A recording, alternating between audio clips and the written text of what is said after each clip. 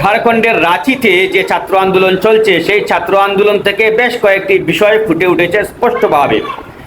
প্রথমত, মিডিয়া যে ন্যারেটিভ তৈরি করেছিল তাতে মনে হয়েছিল যে ককরোচ জনতা পার্টি বিরোধীদের হয়ে, সরকার বিরোধী হয়ে এখানে আন্দোলন করছে, যার কারণে ককরোচ জনতা পার্টিকে বা পার্টির নেতৃত্বকে, পার্টি বলতে অরাজনৈতিক পার্টির নেতৃত্বকে মিডিয়া বারবার প্রশ্ন করেছে যে কেন আপনারা পাঞ্জাবে গিয়ে আন্দোলন করছেন না, পাঞ্জাব সরকারের বিরুদ্ধে আন্দোলন করছেন না, বা অন্যান্য ইস্যু তারা দেখিয়ে দিয়েছিল, তারা বুঝিয়ে দিয়েছিল যে এরা সরকার বিরোধী, সরকারের বিরুদ্ধে চক্রান্ত করছে।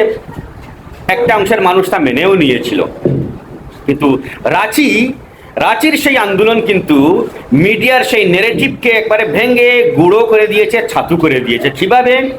কেননা ওখানে চলছে ইন্ডিয়া জোটের সরকার, কংগ্রেস সমর্থিত সরকার চলছে ওখানে, হেমন্ত সোরেনের সরকার চলছে সেখানে, এবং পুলিশ লাঠিচার্জ করেছে। শুধু তাই নয়, ককরোচ জনতা পার্টির জাতীয় নেতৃত্বের মধ্য থেকে আশুতোষ রাঙ্কা সেখানে পৌঁছেছেন, তাদের সমর্থন করেছেন, সংহতি প্রকাশ করেছেন।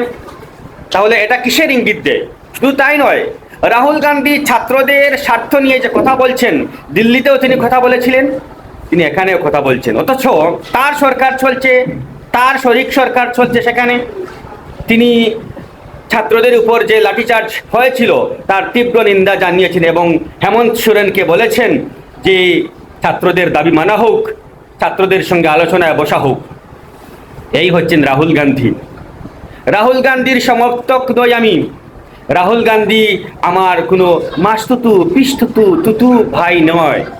কিন্তু তারপরও রাহুল গান্ধী এই যে গোটা দেশ জুড়ে ছাত্র কি গঞ্জ যে একটা অভিযান চালাচ্ছেন, সেই অভিযানের অংশ হিসাবে এটাতেও তিনি আছেন এবং তিনি ছাত্রদের পক্ষ নিয়েছেন। যে জায়গায় তার সরকার চলছে তিনি শরিক আছেন, ওখানে কংগ্রেসের জাতীয় নেতৃত্ব তিনি, তারপরও ওই সরকারের বিরুদ্ধে মুখ খুলেছেন, পুলিশের লাঠিচার্জের বিরুদ্ধে মুখ খুলেছেন। কিন্তু মিডিয়া কি করছে জানেন? মিডিয়ার আমন চোপড়া সেখানে পৌঁছে গেছেন। সেখানে পৌঁছে তিনি নাকি, অভিযোগে জানা গেছে তিনি নাকি অন্য ন্যারেটিভ তৈরি করার চেষ্টা করেছিলেন, কিন্তু পুলিশ তাকে আটক করেছে, আবার ছেড়ে দিয়েছে। তবে পুলিশ অন্য একটি কারণে তাকে আটক করেছিল, তারপর জিজ্ঞাসাবাদ করে তাকে ছেড়ে দিয়েছে। কিন্তু তিনি সেখানে কেন পৌঁছলেন? হ্যাঁ, পৌঁছতেই পারেন, তিনি প্রধান অ্যাঙ্কার, তিনি পৌঁছতে পারেন, কিন্তু তিনি কেন পৌঁছেছেন? এবং তারা সরকারের বিরুদ্ধে কথা বলছে, ছাত্রদের পক্ষ হয়ে কথা বলছে। হঠাৎ করে এ ধরনের মিডিয়ার তৎপরতা এবং ছাত্রদের পক্ষ নেওয়া, বাবা, আমরা অবাক হয়ে গেছি।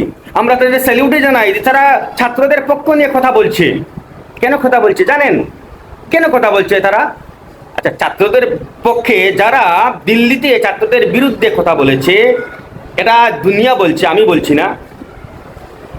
পুলিশ লাঠিচার্জ করেছে, তারা পুলিশের পক্ষ নিয়ে কথা বলেছে, কিন্তু এখানে পুলিশ লাঠিচার্জ করেছে, এর বিরুদ্ধে কথা বলছে, পুলিশ দেখাচ্ছে যে পুলিশ হিংস্র হয়ে উঠেছে, সরকারের বিরুদ্ধে কথা বলছে।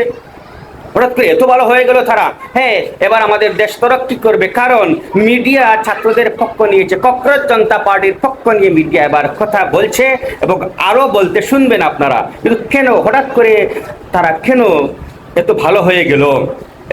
কি কারণটা রয়েছে এর পেছনে? আপনি কমেন্ট করে জানান। ধন্যবাদ।